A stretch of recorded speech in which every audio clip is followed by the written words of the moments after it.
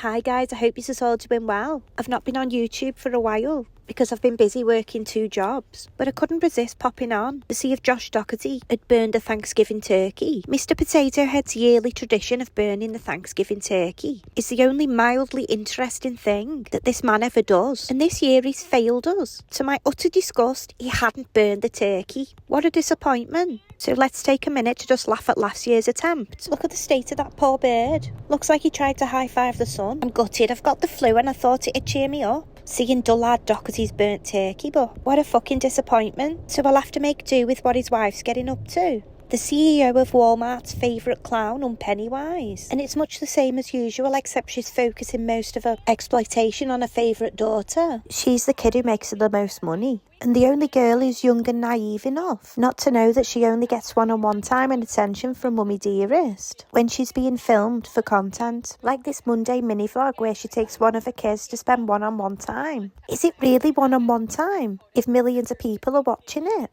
And of course it was some sort of sponsorship as well. She got a load of freebies. She's still making her youngest daughter do these age inappropriate get ready for school with me videos where she's plastering her face with umpteen expensive skincare products. The kid's 7 for fuck's sake. I almost skipped through this video thinking it would be the same old boring shit that Alicia normally puts out. Cause let's be honest, who the fuck wants to watch a 7-year-old get ready for school other than Cedar Wiles? And I was right, it is boring as fuck. But he started playing through and I was in complete disgust. And it just kept getting worse and worse. Like there were so many open mouth shots and close-ups of her doing weird tongue movements. There's a part where she's showing her outfit and lifts her top up to show her midriff. You can tell most of it's scripted by Alicia, and it's definitely catered to a certain audience, if you catch what I mean. And you can tell in parts the kid was bored, and she's obviously just doing it to impress or spend time with her mum. Oh, and there's this little gem. Mom, can you do eye curling for me? Try. I don't even do this on myself. I'm not that good at it. Wait, I want to try. Okay. When I was a kid, I pressed too hard and I chopped off my eyelashes. And now I rarely use it. So when Alicia was a kid, she snipped off her eyelashes with eyelash curlers. So now she doesn't have any eyelashes. So what she thought would be a good idea is getting a pair for a 7-year-old, knowing full well that eyelash curlers are made for adults. So her daughter can make the same mistakes that she has, and she can have no eyelashes either when she's an adult. She can be walking around like lashless Lishy as well. Oh, and just what every child influencer needs. An inspiring outro. That's it for today. Don't forget to smile. She's been doing these get ready for school with me on a regular basis. And to reward/bribe her to keep on doing content for her, Mummy Dearest is giving her all her undivided attention and taking her on special trips. Like taking her to New York to watch Wicked. Girls trip! In New York City to see Wicked for Good with Yoto. Oh, lovely, a girls trip. Just for the girls. You know who else might have liked to go on this girls trip, Alicia? Your 2 other daughters. One of them in particular would have loved to be included in this. Seen in shopping, Harley and I headed over to the Alamo Draft House for a private viewing of the movie. They brought us to our seats in Theater 8, Row 3, and we had a giant swag bag waiting for us. It was filled with Yoto goodies and the brand new Wicked soundtrack cards. There was also some really cool Wicked merch, including this adorable Cowardly Lion plush and the Wicked vinyl. Next, we checked out the face painting stations where Harley got a butterfly on her hand, then we danced on the red carpet. After ordering plenty of snacky snacks, we settled into our seats for the main event. So it turns out the trip was sponsored. So it's not really a girls trip after all, is it? It's a working trip. Does your kid know she's actually working for you? Dance on the bed for your fans, love. Earn your cinema ticket. God, she makes me sick. Hey, see you next time! You know what else I find a bit sick as well? Her other daughter, the one I'm sure would have loved to go to this trip, has to get it shoved down her throat. What a good time they had without her on this trip, because it's all over the internet for the world to see. And she doesn't miss a trick, is she? She took the opportunity to take lots of footage for content while she was there, including this, where she's dancing around like a possessed Raggedy Ann doll, flapping around like a malfunctioning lawn sprinkler, with a giant nose wobbling around trying to escape her shitty face. She looks like an ostrich wearing one of my nan's dresses, and it looks so forced. She doesn't look like she's having fun at all. She looks like she's doing it all for the camera, which she is.